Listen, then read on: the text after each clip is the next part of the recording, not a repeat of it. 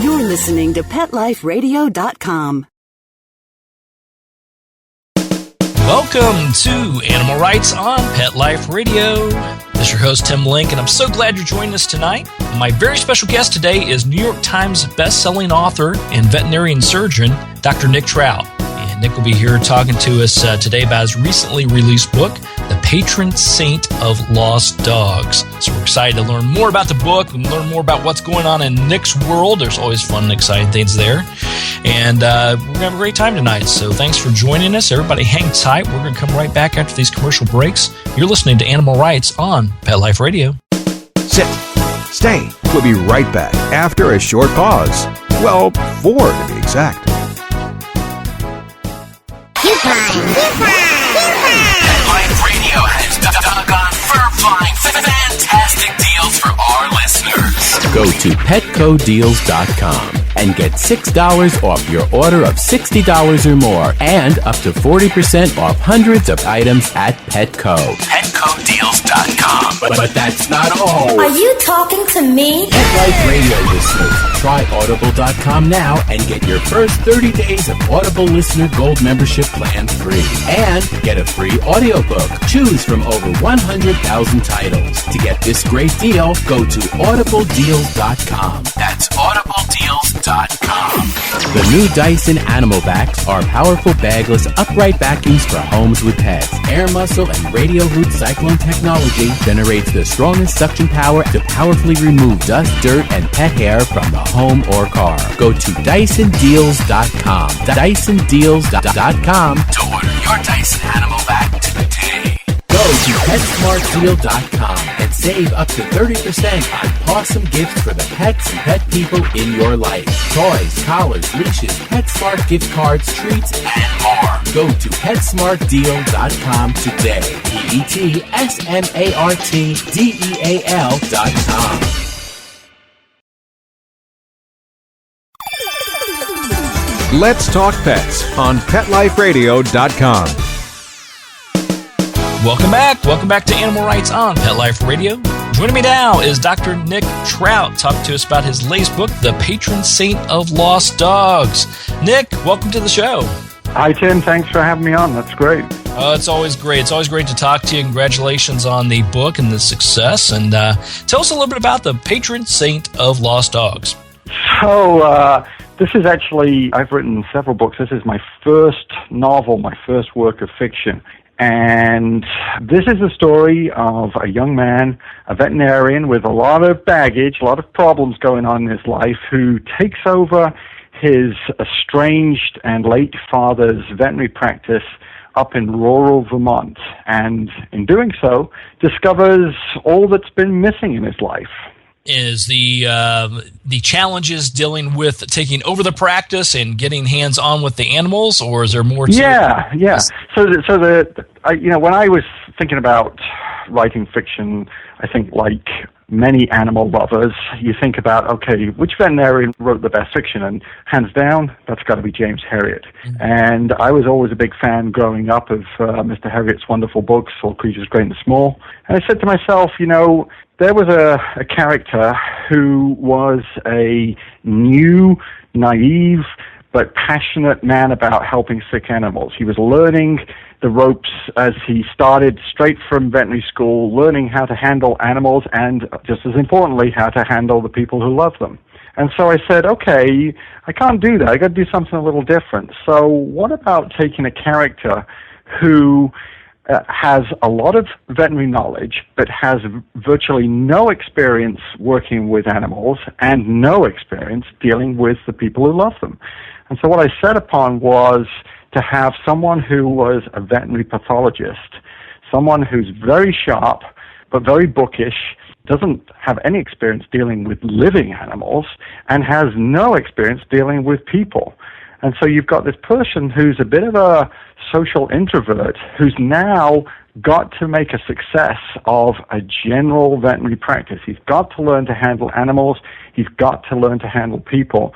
And I thought, what a fun way to create lots of drama and mystery and humor by doing that. Exactly. And you definitely accomplished that in the book. In writing the book, how did you first come up to decide that you wanted to write this particular book? Did you have a series of ideas and you sort of said, okay, this is the one I want to do next, or was an epiphany? How'd that come about? Yeah, well, I think that's a great question. I mean, I think what happened was I wrote my first book, Tell Me Where It Hurts, was all about basically a crazy 24-hour period in modern veterinary medicine. And I've written a memoir as well with Ever by my side. But what I wanted to do was to sort of really capture the sort of the fun, the drama, the entertaining aspect of what it means to be an animal doctor. And I wanted to, there's so many pet-related books out there. I wanted to do something that was different from, I've discovered a dog, I've fallen in love with a dog, I've had to come to terms with losing a dog. That has been, sort of, to some extent overdone in that, we've read these wonderful stories, but you just can't keep doing that. And I thought, well, one of the nice things about writing fiction is it doesn't have to be about me. I work in a very busy, state-of-the-art animal hospital in Boston, and if I start talking about this character, it doesn't have to be me. This person can sort of air maybe ideas that may be controversial. I can get this person to fall in love. I can get this person to totally embarrass himself. I can do things with this character that I couldn't professionally do myself. And so it started to unfold as this opportunity to say, I see these great cases, heartwarming, heartrending, sometimes hilarious cases that come through the door every day, but sometimes they're not quite right. And here's this chance to bend the truth, to cherry pick the best cases, and always, if I want to give them a happy ending. There you go. And we're always look for a happy ending. But I agree with you. I mean, there's a lot of great books out there, and we need those kind of pet-related books, animal-related books that touch your heart and get you to get back in touch with the animal world. But it's a different story getting into fiction, though. I agree with you. It allows you to create this character, but how do you decide as a writer which character to create? What kind of persona it's going to take? Do you pull from your own experiences? I mean, I just wanted someone, it comes back to, I think, to some extent, the James Herriot stories. Everyone loves James Herriot. They love that compassionate, warm, understanding, determined, if occasionally naive guy, that he didn't have much experience to start with, but his heart was always in the right place. He's always trying to do the right thing by the animal. And so I wanted to create someone who, as the book evolves, you can see this person starting to melt. You can see these animals that he seems at first a little indifferent to start to work on him, start to get to him, start to really, play with his heart. And I think that's what, I see from time to time. I see clients coming in, and they may have this tough exterior, I'm here to help my dog or cat, but it's sort of an obligation. But the bottom line is they really care, and these are the first people who will be, crying if anything happens, because they do truly care. And what I wanted to do was to tap into the sort of the secret undercurrent of what we truly feel for our animals if you dig deep enough. And this guy starts to slowly, through the course of the book, break down. And he may have this harsh exterior, but by the end of the book, you realize, like the animal lovers who read the book, he's one of us. There you go. Exactly. So then as a full-time day job, you're a veterinarian surgeon, and you deal with all these cases every day. How does one go from being a veterinary surgeon to a best-selling author? There is a great deal of luck and no magic formula in that. I would tell you that, Tell Me Where It Hurts, my first book, has been sold into, 14, 15 different languages. But that book, when I first wrote it, no one would buy it. I could not even sell it to some small university presses. They just weren't interested. And then a certain little book called Marley and Me came along, and everything changed in the pet book writing industry. Pet books suddenly took off and were incredibly popular, and they still obviously continue to be so today. But for me, it was a case of persistence and good timing. I think it's, I'm essentially have this scientific background. I've been brought up in the world of medicine. And so writing for me is something I enjoy, but it's a completely different escape from what is my normal day job. And I've learned an awful lot about the publishing industry, not least of which is it's incredibly fickle. You can't predict what's going to be a success and what's not. And you just sometimes get lucky, and I would tell you I've been very lucky. Yeah, well, you had to put together great material to begin with. And, I would agree with you on the luck and definitely the fickleness. It changes daily, it seems like. A book that 20 people told you that would never be successful, the 21st person takes it, loves it, and next thing you know, you get a bestseller. Wouldn't you agree as an author, as a writer, you have to have a good basis, you have to have a good story, and you have to be able to touch the people that are going to read it? Yeah, absolutely. I mean, for me, I was speaking in Florida one time, and I was asked to confess something that not many people would know about me. And I said, my formal education in English language and English literature stopped at age 16 because I went to school in England, and it's a very different educational system. So I've had no formal training since the age of 16, which for me now seems like an awfully long time ago. And so my writing voice, if you will, lacks any kind of formal training. It just is the way I perceive a story, and that's what I try to get across. It's my take on a story. It's been interesting writing fiction because, of course, I've got to get my head inside a character and tell a story from that character's perspective, not my own. But I think, the essence of this is I happen to have just a quirky voice, if you will, and asked my editor, do you think I should go take some writing classes? And they jumped all over me and said, no, don't do that. You just got to just do what you do, because whatever it is, it seems to work. So I don't know what the magic formula is. I'm not sure I have it all the time, but I'm just going to keep doing what I do. Yeah, we definitely want you to continue to do that. Well, looking back on Tell Me Where It Hurts, you said it took a long time. Do you have a ballpark of what that time was between when you started pitching that till actually took off? Yeah, I think I wrote the 150-page proposal for Tell Me Where It Hurts, I think back in 2004, and I didn't get a publishing deal until 2006, and it came out in 2008. And so it was a good 4-year period of, as any writer knows, incredibly massive pile of rejection, both originally from agents and then ultimately from publishers.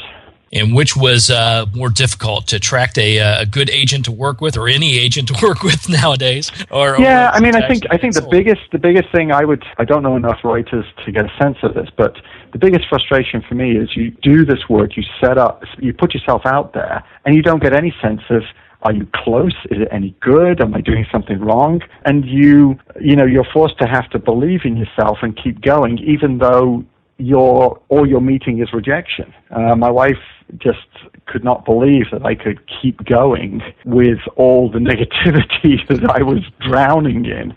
But, I think, as you say, it comes back to the fact that I'm blessed to do what I do. I'm in this unique position of the material just pouring in, and you just got to, I just got to look at this and go, no, I think this might be a good story. No, this has got a fabulous, emotional bite to it that you are completely drawn in and want to discover what's going on. And, that happens on a daily basis. It's interesting how veterinarians and students or whatever will say, hey, let me tell you about this case. And it's, they may have a little feature that would work, but it's got to be the total package. That's why, to some extent, when I get these little bits, it actually works really better for fiction, because you can take that and go, no, I'm just going to bank that for a while and mold it into something at a later date. All right, we're going to take a quick little break here, but I want to expand on that a little bit more and learn more about how these professional stories, professional experiences help you in writing the book. We're going to take a quick commercial break here and let our sponsors get a word in. We'll continue our conversation with Dr. Nick Trout after these messages. You're listening to Animal Rights on Pet Life Radio. Sit. Stay. We'll be right back after a short pause. Well, 4 to be exact. Hi, this is Tim Link, animal communicator and pet expert and host of Animal Rights on Pet Life Radio. Have you ever wanted to know what your pet is really thinking? Do you want to find out if they truly understand what you're trying to tell them? Ever wish you could build a better understanding and closer relationship with your pet? Well, now you can. Learning to Communicate with Animals is a 4-part on-demand workshop. In the workshop, you'll learn the essential techniques that are necessary to communicate with animals, including what is animal communication, breathing correctly to achieve the perfect state to communicate with your animals at a deeper level, using guided meditation exercises and method to communicate with animals, and how to send and receive information from your animals. So if you're wanting to learn how to communicate and connect with your animals at a deeper level, visit PetLifeRadio.com/workshop and purchase and download Learning to Communicate with Animals. You'll be glad you did.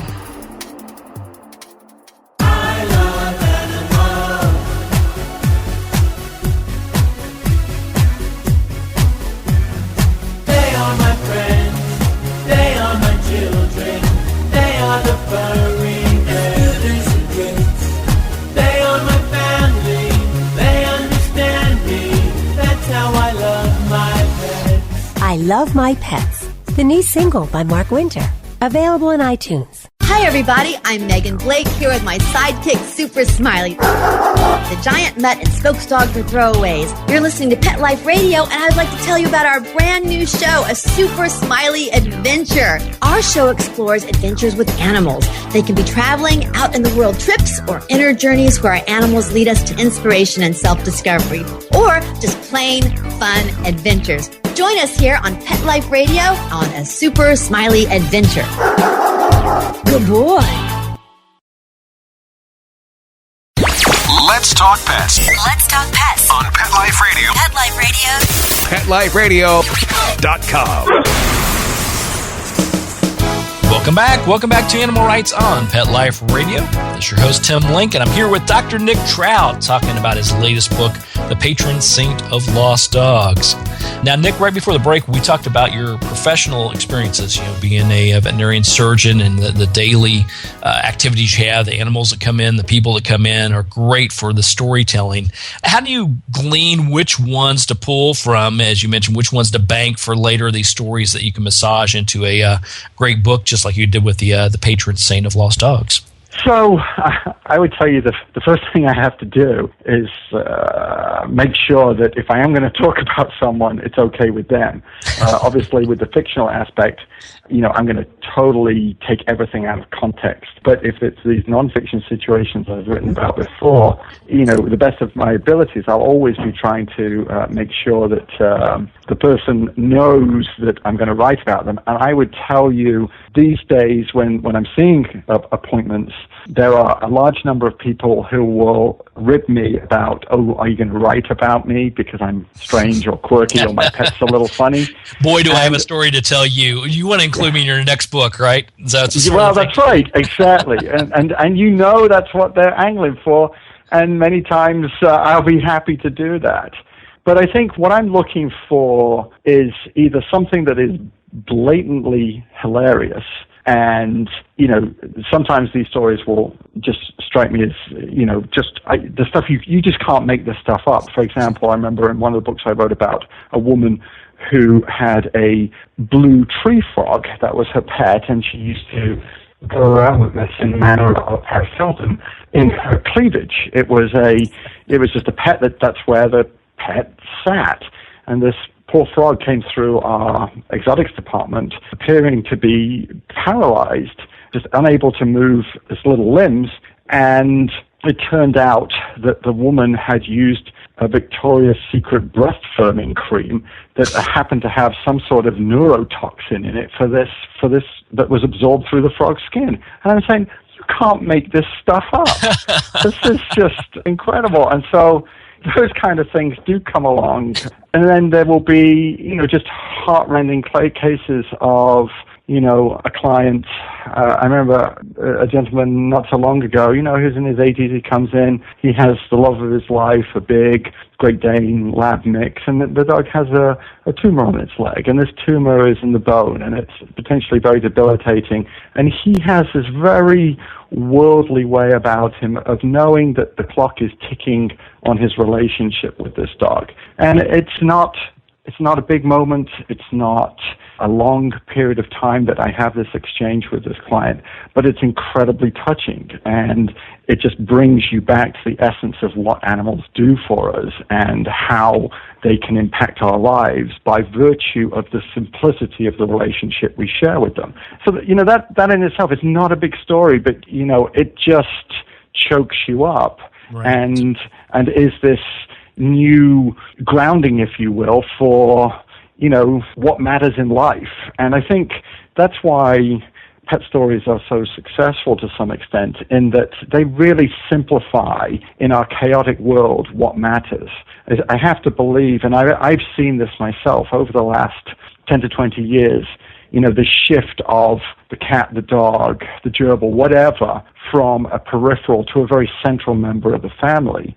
And that is really based upon, at least to my way of thinking, that we value the change of pace, the simplicity of the emotional exchange, the dedication of the animal, the fact that they will always be there through thick and thin. And I have to believe that is all that is missing in our chaotic, Facebook-driven iPod world gets sorted out and simplified if we just spend a little time with our pets.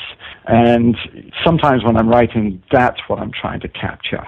Exactly. Yeah, and I think you hit it right on the head, is the fact that it is a chaotic world. It's getting more chaotic every single day. But our animals don't feel that. Or if they feel it, they try to take that energy elsewhere and bring us back into the reality that life is simple. We're here to enjoy it in the moment. And by the way, give me some more treats.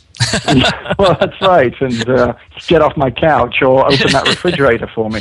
Exactly. But I think, it really, that's part of the appeal to me, that everything gets simplified. It's this, what I call love without the risk.